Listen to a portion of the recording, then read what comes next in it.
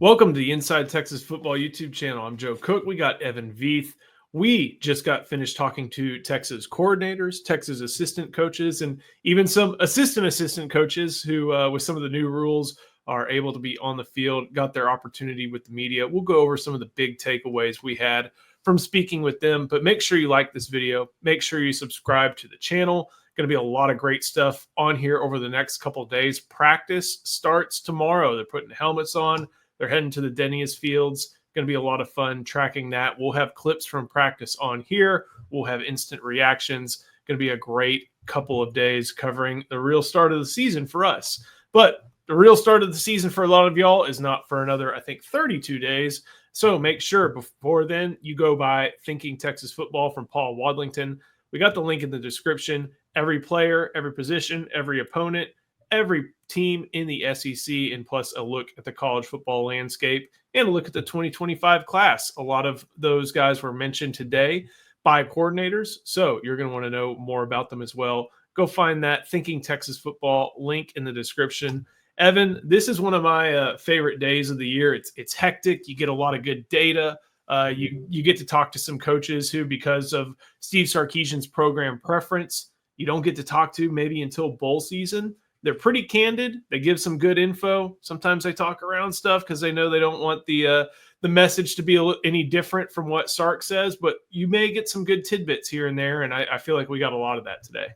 Yeah, it's probably a 6-month wait until we're going to talk to even the guys like PK and Flood, that you're going to talk to them again. So that's why it's kind of the unofficial start of the year, because you're talking to actual human beings about the roster instead of just looking online or looking at sources about what's being said. But it was a lot of fun. Those first three that we got, it was Kwiatkowski and then Banks and then Flood. Kind of got you that general idea of how they're feeling about the offense, defense, special teams. And then, of course, we got to talk to some of these guys, like Kenodo Hudson, who's the Nichols coach.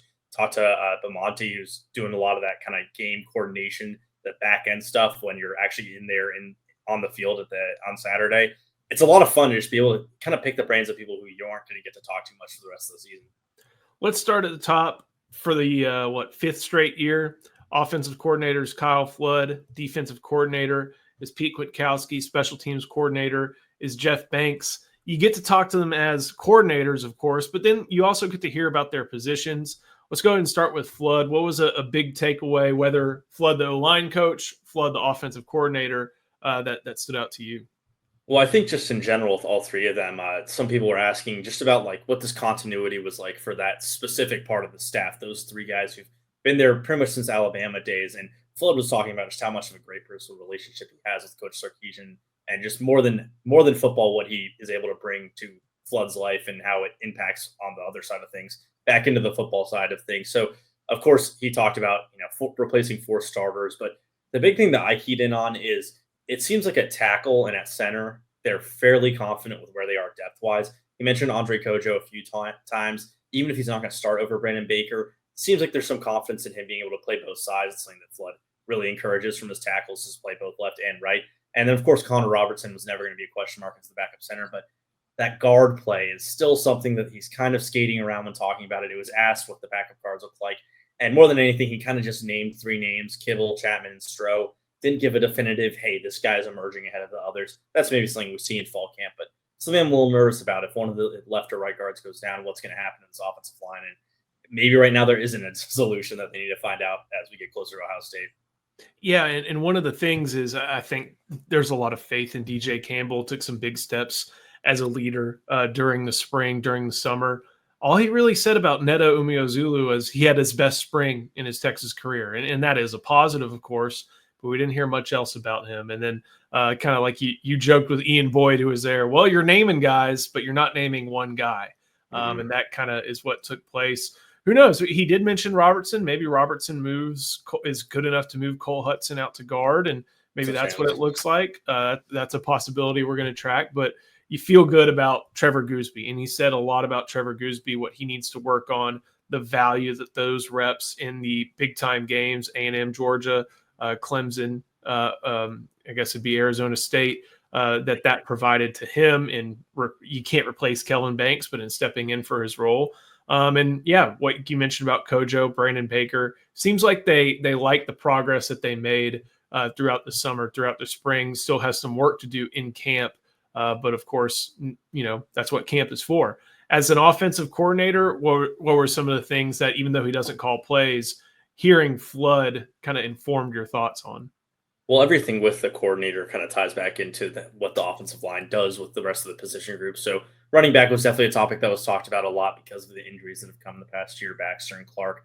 And he definitely made sure to note about the kinds of runs that he likes to do. Our own Ian Boyd did ask about the outside zone, how it kind of was what was relied on. And Flood said, hey, every year since I've been going back with Sarkisian, eventually something will unfold that, whether it's you're doing a lot of duo, whether you're running inside or outside zone, a gap scheme, which is something we might see them do a lot this year. They don't know yet, is kind of what Flood was saying. Is it's just going to emerge. It's not like one running back is going to dictate what happens throughout the whole season, but he definitely sounds more confident in this room because, of course, you're not only relying on two guys, one of which is pretty fumble heavy from Jaden Blue last year. It's not just Wisner to end the year. And, of course, there was so much positive said about Trey Weiser, but also, hey, we're getting C.J. Baxter back. Christian Clark can do more. Jared Gibson's got another year. I don't think he specifically mentioned those latter two, but he talked a lot about Baxter. And so that's good to hear that if they're talking about Baxter, it means that he is giving them a reason to talk to them, for them to talk about him.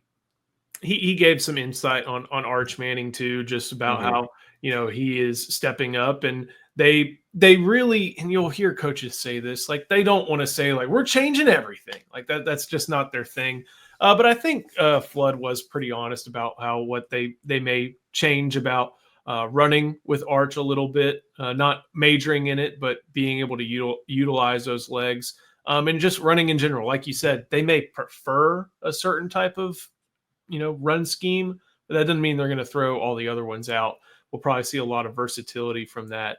Moving on, we'll stay on offense and kind of move to special teams. Jeff Banks spoke, and that is someone who not under fire, not at all, but special teams lacked last year, and he was very honest about it. There's a lot of different reasons why, but I think the answer to one of your questions was one of the big things from Jeff Banks that kind of instructs what they may be looking for from the non-specialist part of special teams this year. Yeah, I wrote that article yesterday about 3 questions you'd have for Jeff Banks. I actually got to ask one of them was just how are you picking out freshmen? What are you looking for in your true freshman when you aren't familiar with these guys? It's not as much your job to recruit them. They come into camp. What are you trying to find to put them on special teams? And he immediately answers speed. That's the number one thing.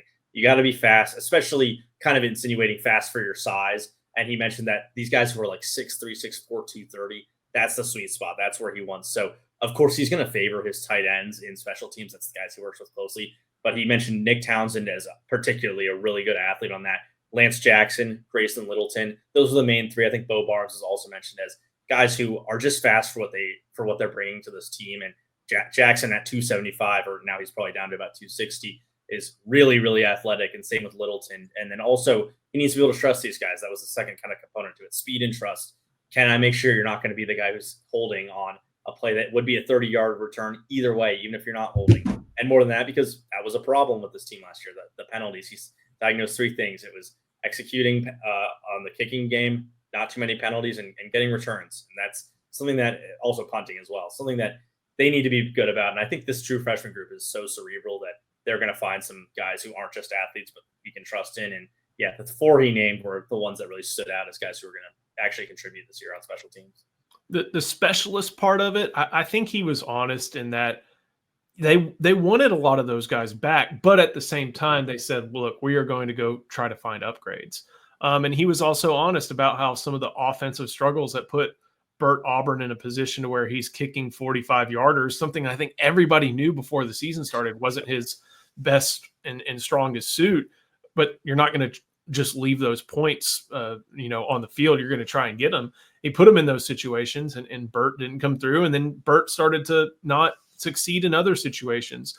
They go and get Shipley, and that applies even to the rest of the specialists with Jack Bomeister coming in and kind of taking Michael Kern's spot. He talked about how these are mature players. They have their accolades, whether it be in the Sun Belt or in the Big 12, and you can coach them a little differently, and you can expect different things from them. And it sounds like they still expect big things from those players, Bomeister and Shipley. They expect to be able to convert maybe from distance a little more. I mean, Shipley has a 60-yarder to his name. And they expect these types of players to, because of that experience, because of the effort that they put in to bring them in, and because of the loss, from a roster and a multi-year, player perspective that they had, that they're going to make up for that loss and do more than that. So a lot of expectation there. Kind of touched on return, mentioned Wisner, Niblet, and I think one more, DeAndre Moore. There you go. As guys factoring into the return game. Also mentioned Grayson Littleton, who we're going to hear a lot about. And then at tight end, he sounds like he's really high on Jack Endries. Like he's someone who may not have that big bruising size, but as part of a very versatile room, he's excited for what Endries brings from Cal. Yeah, and one thing that I also added to the end of that article was, did two special teams things and one tight end thing was, what is Jordan Washington going to be for this team this year? Because you exit the season, Helm's going to the NFL, and hey, he hasn't started a game, hasn't caught a pass, but he was seen as the starter. He was going to be the next guy. Same with Spencer Shannon. It's kind of that number 2.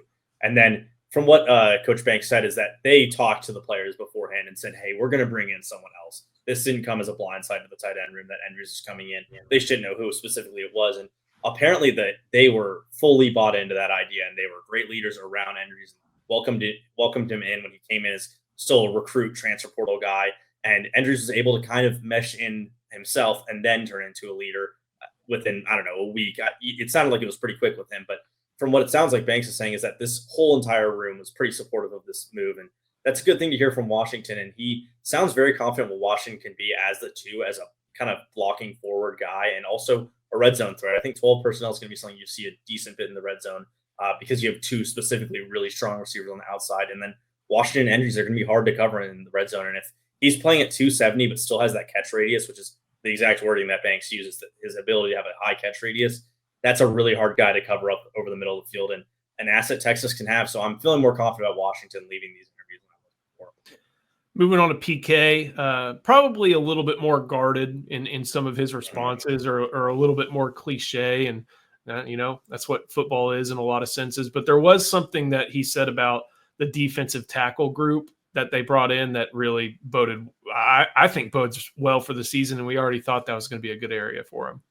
Yeah, in general, it just sounds like they're in very good shape, which is the thing you had to see from this group, is that they were all coming in well, but they're so deep right now. It's something I just posted on our website. It's just how they have this kind of hockey line going on where there's 6-7 dudes who are coming in and being able to play in rotation. You look back at the years past, and it was 3 to 4 guys in 2023. In 2024, it was 4. But you saw how tired Alfred Collins looked at the end of the year. You saw how tired Vernon Broughton looked at the end of the year. That's not going to have to happen because these guys are only going to be playing 35 snaps, even your very best ones. And yeah, I think specifically it was Cole Brevard, if I'm not mistaken, as one of the guys he shouted out as just someone who's instantly come in and made an impact. And Kenny Baker talked about him more, which we might get to later.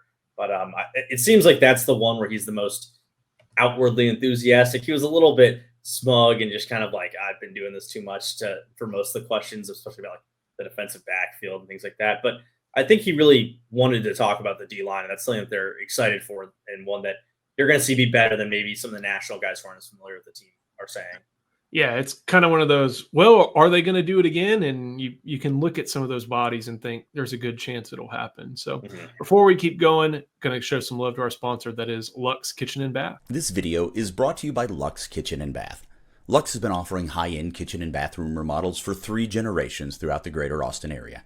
With 5-star review after 5-star review on Google and Facebook, and an A+ rating from the Better Business Bureau, you can put your faith in Luxe Kitchen and Bath's award-winning designers and skilled craftspeople to bring to life that dream vision of your special home. But that's not all. Luxe's all-star team provides full remodels, large additions, and even commercial build-outs as well. So call Luxe Kitchen and Bath at 833-358-LUXE today. Or visit luxekitchenbath.com to discover where quality meets luxury and begin the process of transforming your home. Get a free quote today by calling 833-358-LUXE. That's L-U-X-E. Or by visiting luxekitchenbath.com. Link in the description. So we did get to talk to all the other assistants, and used to that was just 10 coaches, and you'd get safeties and corners, but you can get a little bit more now. You have an assistant quarterbacks coach, you have an edge coach, you have a nickels coach. Let's start on offense. There's obviously a lot of focus on on Arch Manning. That means there's going to be a lot of focus talking with AJ Milwee, with Mike Bamonte. And both those guys really commented about how, and we hear it all the time, but it's just, you hear it more and more often. You take the last name off the jersey, and Arch Manning's a competitive, talented player who is trying to lead the team and trying to show his teammates what it takes to win at a high level. Yeah, and it's just that everything we've been reporting and everything you've seen online. I think it's been almost overplayed to the point where it used to be this like, oh, he's his name is what's carrying him, and now it's, man, this guy's so much more than his name, even with the sponsorship deals and all of that. It's so obvious that they would see the same player if his name was Johnson compared to being Manning. He's just going to be so good for this Texas team, and I think that's exactly what Bamonte is the kind of guy you bring in for, is because, hey, we have this really, really special talent. Obviously, Quinn Ewers is a special talent. Manning does it in a few more ways and can maybe throw the ball deeper, run faster, things like that, just more athletic in general. And so you already had Millie to kind of make that base of these really strong quarterback groups. And then Bamonte's the kind of guy who can actually scheme it up for you and help Sark, because every coach, no matter how great you think of them as a play caller, is going to make mistakes. And I think that's what Sark is trying to alleviate as much as possible. I made this mistake last week. I need a few more eyes that can tell me what went wrong, what to do next, and also give me a different opinion. And I think that's why that group is starting to come into its own really well. I was really impressed by Bamonte. We'd heard from Sark that was someone that they did not want to lose. And I kind of asked him the question, like, look, I'm not looking for you to say who came after you, but how important was it that, not only with the rule changes and having more on-field assistance, that you have this opportunity, but that Sark made this opportunity for you. And he was very, very honored. And this is someone who played for Kyle Flood, played quarterback way back at Rutgers back in the day. And he enjoys the chance. And I think H.A. Milwee's the same way. You recruit hard so you can coach these good players, and those good players are going to help you. A.J. Milwee's probably not going to be here forever, but at some point in his career, he's going to have, I coached Arch Manning and Quinn Ewers on his resume. He's already got play calling. He's already worked for Saban. He's worked for Sark. It's going to turn out really well. They're trying to get the most out of that. And Bamonte was someone I think that kind of exemplifies that little aspect of it. They also talked about Matthew Caldwell, bringing in somebody just to be able to steady the ship, it sounds like. We talked a lot about how the quarterback room before Caldwell was brought in remains young. Trey Owens got some, handoff action. KJ Lacey's a true freshman. They did not want, if something were to happen to Arch Manning, to maybe rely on a championship season being put on the shoulders of a redshirt freshman or a true freshman.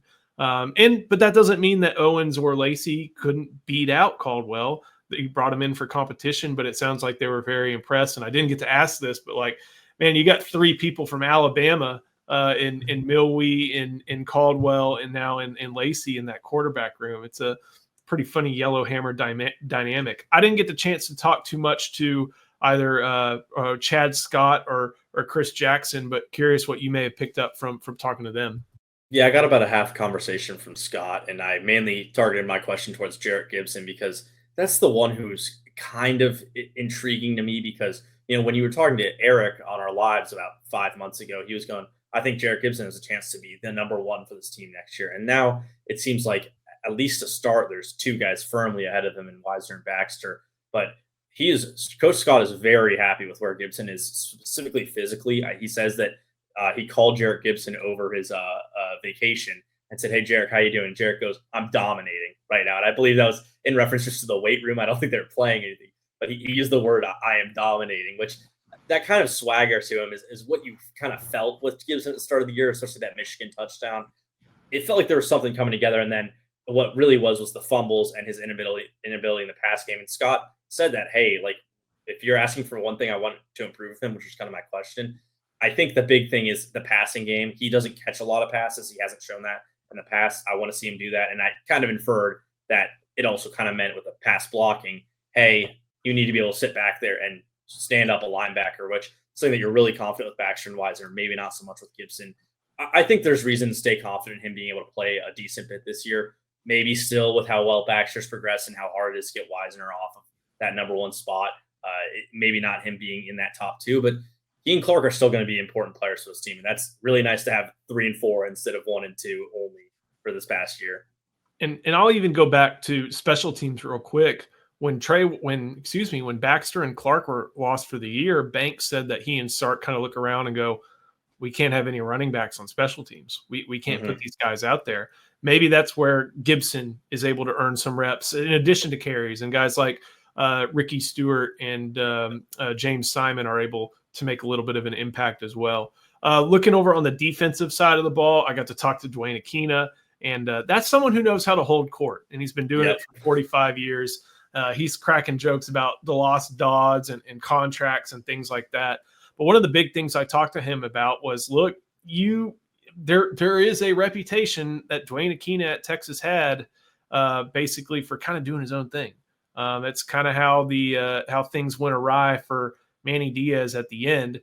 Granted, I think Akina has, as weird as this sounds, like he's grown since then. He's been to 2 different places. He's come back. And I asked him, not matter-of-factly, but like, you came here and there are a lot of different ways to do things. You kind of had your preferences with how you coach defensive backs, and you've seen PK use different ways of coverage. What are you here to try to help with? And he made a good point. He goes, look, I'm not here to figure out what coverages we use to help with pass defense. I'm trying to see how we fit the run first. And last year you saw Texas very, very often disguise from 2 high looks with Makuba, with Taff, bring one in the box, make things work that way to help guys out. We'll see what that looks like this year after having a lot of success and having corners like Barron and like Muhammad, where you could kind of trust them on their own third of the field. When you had a slot corner in Gilbo, who didn't give up big play, or gave up some plays, but never gave up big plays, kept guys in front of them, and what that's like and how it affects the run defense. But he said, like, look, and I think this is a very, very good point and a reassuring one if there's still some people who are concerned about what Akina may have done in the past. It's like, look, this isn't broke. I'm not here to change everything. He also knows Johnny Nansen. He's known PK. He's like, I'm here to add, my experience and maybe a tweak here and there, but I'm here to help coach the way they want me to coach. And that feeds into the coordinator continuity, which I think we talked about is something that helps players know where to be a little bit better, helps players trust each other, builds continuity on staff, just working in the office with guys. But it also is good just because, okay, this is your way of doing things. Here's how I've kind of come up and helped out. Here's some different ways we can look at it. But I think the fact that Akina said, hey, this isn't broken, I think that should be very reassuring. I got to talk to Alan Clark, and I think he understands that Ethan Burke is going to end up being a leader. Colin Simmons, he's going to push for being a leader. And then we got the big tidbit from Clark that Brad Spence is full-time at the weak side edge at that buck position now. So we did get these guys are usually kind of coy with info, but we did get some info there. But one of the things is Clark is extremely confident in himself. And as someone who was basically a pass rush instructor, and a great one at that, because he rattled off some of the best defensive ends in college football and budding NFL stars that look to him for help. He's here not just to help Texas, and I think you want to help the brand if you're wearing the brand as a coach, but he's here to show that, look, I can do this. I'm a coach. I'm more than just an instructor, and I can keep moving forward in my career while helping the Longhorns too. Yeah, and I think I see some of these hires. Like, I really enjoyed my conversation with Kenoda Hudson, who's the Nichols coach. Some of those are a little bit more, we need a little bit more help on the back end. And I want some expertise, but lesser of a voice in the locker room, because he's with Dwayne Akina in his room. But I think Clark is an example of one where it's, hey, we need someone that's going to elevate this into an elite status of players. And you have that ability you can take over in some things. And so there's a chance, this is just pure speculation. He might have said, hey, I want Spence. I want this talent to come down to the edge group. And they had the ability to, because he lost Trey Moore to the linebacker coach. We also heard that PK said, we want Trey Moore to play linebacker. It's more what he's going to be in the next level. And I think what that comes down to is, of course, Spence is going to come off the edge. He's still going to play a little bit off ball, because that's what the buck position does at Texas. They're going to be forced to cover. But I saw some people talking about what it means for Zeno Umeozulu, who's now kind of that number 5 in the group. He's a third string jack. And I think it really just means that no matter who gets injured ahead of him, because it's probably going to happen, one of these top 4 edge rushers with Burke, Bostic, Spence, and Simmons is going to get hurt. he's just going to come into that role. If it means he's going to be the number 2 buck, he's the number 2 buck, number 2 jack. Either way, he's going to play. But think about what this group now means. Spence, Simmons, Fossick, Burke, Umeazulu, and then still freshman Lance Jackson and sort of Justice Terry is more like a base DN, but also going to be coming in as a pass rusher. How elite that is. And when you have someone like Clark backing it, you know you're in for a good season. It sounds like they're very excited about the prospects of Terry as a third down option this year. Going to start at Jack. Still listed at 268, which seems impressive for someone his size to be that weight. But thinking of Justice Terry playing Jack and getting a lot of opportunity on third down is exciting. Anything else from looking at the list? Johnny Nansen, Kenny Baker, or even Mark Orfe? Yeah, I really liked my conversation with Baker. He's just a fun dude to talk to. He really does love football, and you can kind of get that gamerism out of him. I wrote an article about it, so I'm not going to go too in depth, but just talking about we talked about this hockey line shift thing that we've I think Eric specifically said it in some of his articles about this D tackle room, and he really embraced that idea that like, hey, we have our 1s, our 2s, our 3s, but they are all going to play. I don't want my defensive tackle to play 60 snaps, and that's what ended up kind of coming back with Collins. And then I talked to Orfe as well. I didn't get a chance to talk to Nansen, and it's obvious that someone asked him about it, like, hey, you now have 2 defensive coordinators and 3 people in your own room with Hudson and Aquino. Like, what's that like? And Orfe kind of, it's pretty obvious, like, it's different. Like, this is not something you're used to. You come from Rutgers. That's not what it is. I'm the head of it. But he's a young guy. He has a really good grasp of how he likes his cornerbacks, the kind of guys that he wants out there playing. Was super complimentary when I asked about Warren Roberson, which is a pretty huge development this offseason, and said, I really want my guys to play on the special teams. That is something that I really want to see. And that's why we talked so much about Grayson Littleton. He was talking about how Cade Phillips maybe is a special teams player, but is one of the most pure cornerbacks he's ever had as a recruit. And that's just awesome to hear about these redshirt freshmen and true freshmen and guys like Roberson who are really stepping up and going to be the future of this cornerback room. I think that's in a really good hands with Orfe and Aquino. I think the young player aspect where a lot of the mention was on special teams, but there is mention of what they may be able to do this year. Littleton mentioned basically more than anybody else, I feel like, today as far as freshman goes. Cade Phillips, like you said, Lance Jackson, Justice Terry, and then Bo Barnes. You know, these are guys that they have very high hopes for. It makes sense when you're part of a number 1 recruiting class.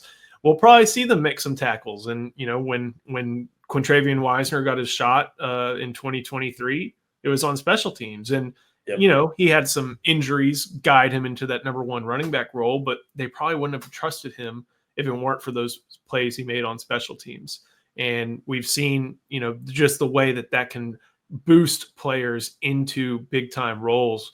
Leonga Lafau, Ty Anthony Smith. We'll see if that type of thing works for those types of players, Lance Jackson as well. So if you want to play as a sophomore, you play special teams as a freshman. You've seen it time and time again at Texas and at other schools. That's your best chance to get there. And the ones who are the highest rated recruits, you see pretty consistently going down the list.